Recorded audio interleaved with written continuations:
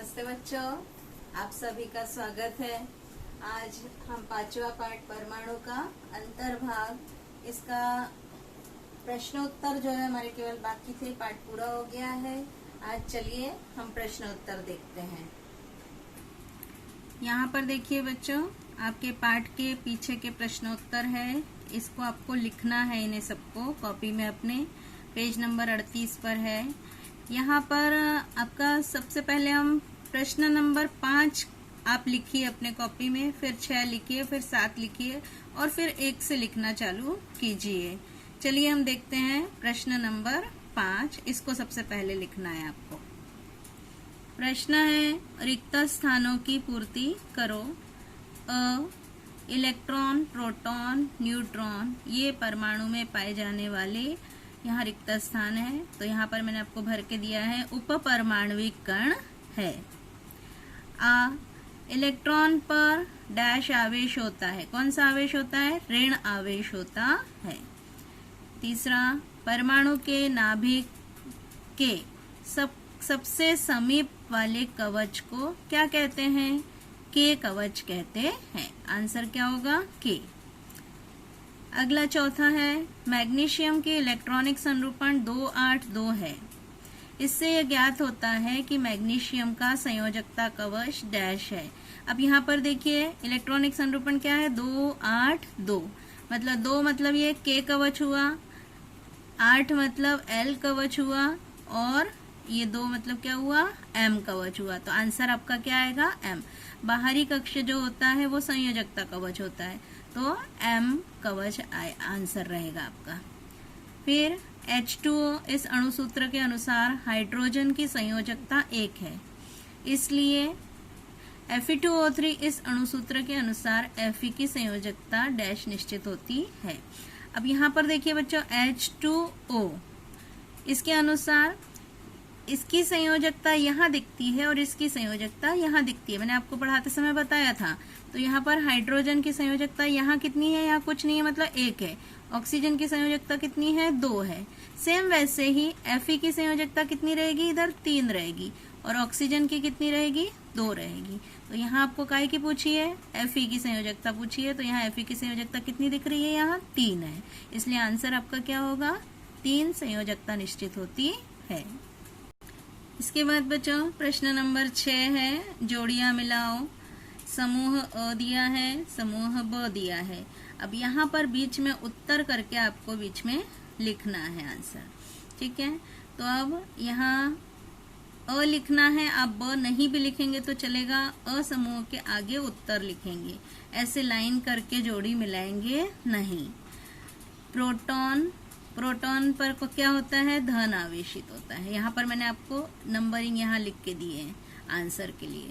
Proton धन आवेशित, electron ऋण आवेशित, न्यूट्रॉन उदासीन। प्रोटॉन पर धन आवेश होता है, इलेक्ट्रॉन पर ऋण आवेश होता है और न्यूट्रॉन उदासीन होता है। ये आपका आंसर हो गया। इसके बाद प्रश्न नंबर है 7, दी गई जानकारी के आधार पर ज्ञात करो। मैंने आपको सिखाया था कि कैसे ज्ञात करते हैं। तो यहाँ पर देखिए, पहले सोडियम परमाणु क्रमांक 11 और परमाणु द्रव्यमानांक 23 दिया हुआ है। तो आपको क्या ज्ञात करना है? न्यूट्रॉन की संख्या। न्यूट्रॉन की संख्या कैसे होती है? परमाणु द्रव्यमानांक में से परमाणु क्रमांक घटा देंगे तो आपकी न्यूट्रॉन की संख्या आ जाती है। तो 23 में से 11 गए तो कितनी आई? 12 न्यूट्रॉन्स की संख्या आ गई। इसके बाद आता है कार्बन, परमाणु क्रमांक 6 और परमाणु द्रव्यमानांक 14 है। यहाँ पर कार्बन का समस्थानिक दिया हुआ है, तो इसका परमाणु द्रव्यमानांक कितना है पूछा है। तो परमाणु द्रव्यमानांक यहाँ दिया ही हुआ है ऊपर 14, तो इसी को देख के आपको लिख देना है आंसर 14। इसके बाद क्लोरीन है, परमाणु क्रमांक 17, परमाणु द्रव्यमानांक 37 है। इसमें प्रोटॉन की संख्या पूछी है, तो जो परमाणु क्रमांक होता है उतनी ही प्रोटॉन की संख्या होती है और उतनी ही इलेक्ट्रॉन की संख्या होती है। इसलिए आंसर आपके सामने ही दिया हुआ है। प्रोटॉन की संख्या कितनी हो गई? 17। इस तरह से ये लिख लेंगे। इसके बाद बच्चों पहला प्रश्न चालू करेंगे। पहला, निम्नलिखित प्रश्नों के उत्तर लिखिए। अ में थॉमसन और रुदरफोर्ड के परमाणु प्रतिकृति में क्या अंतर है? तो यहाँ पर अंतर के रूप में लिखेंगे थॉमसन की परमाणु प्रतिकृति और रदरफोर्ड की परमाणु प्रतिकृति। थॉमसन की परमाणु प्रतिकृति के अनुसार इलेक्ट्रॉन धनात्मक आवेश किसी जेल में अंतःस्थापित होते हैं और रदरफोर्ड की परमाणु प्रतिकृति के अनुसार ऋण आवेशित इलेक्ट्रॉन नाभिक के चारों ओर विभिन्न कक्षाओं में परिभ्रमण करते हैं। फिर दूसरा, परमाणु धनात्मक आवेश का एक गोला है थॉमसन के अनुसार, और रदरफोर्ड के अनुसार परमाणु के नाभिक में धनात्मक आवेश होता है। इसके बाद बच्चों आ वाला है तत्वों की संयोजकता किसे कहते हैं। संयोजकता इलेक्ट्रॉन संख्या और संयोजकता में क्या संबंध है लिखो। ये आंसर मैंने आपको दिया है। संयोजकता किसे कहते हैं और संयोजकता संख्या और संयोजकता में क्या संबंध है, ये आप आंसर अपनी कॉपी में लिख लेंगे। इसके बाद अगला प्रश्न है परमाणु द्रव्यमानांक किसे कहते हैं। कार्बन का परमाणु क्रमांक 6 और परमाणु द्रव्यमानांक 12 है, कैसे स्पष्ट करोगे। इसका भी आंसर आपको दिया है, इसको आप लिख लेंगे। इसके बाद ई है उपपरमाणविक कण किसे कहते हैं। विद्युत आवेश, द्रव्यमान और स्थान संदर्भ में 3 उपपरमाणविक कणों की जानकारी संक्षेप में लिखो। ये आप जानकारी लिख लोगे। उपपरमाणविक कण, फिर प्रोटॉन, न्यूट्रॉन और इलेक्ट्रॉन, इसके बारे में ये जानकारी लिख लेंगे।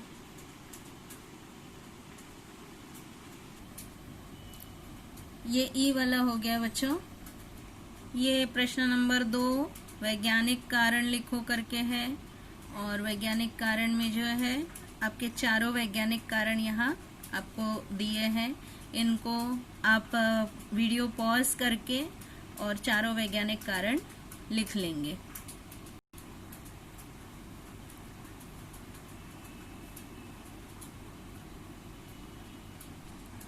अभी प्रश्न नंबर 3 है परिभाषा लिखो। परमाणु समस्थानिक, परमाणु क्रमांक, परमाणु द्रव्यमानांक, परमाणु भट्टिके मंदक। आपकी किताब में आंसर है, इसको मैं एक बार आपको बता देती हूँ। यहाँ देखिए बच्चों, यहाँ जो मैंने हाईलाइट करके दिया है, तो यहाँ तत्व का छोटे से छोटा कण परमाणु है, तो इसको आप परिभाषा लिख लोगे। तत्व के छोटे से छोटे कण को परमाणु कहते हैं। द्रव्य की सबसे छोटी इकाई परमाणु होती है। ये परिभाषा हो गई।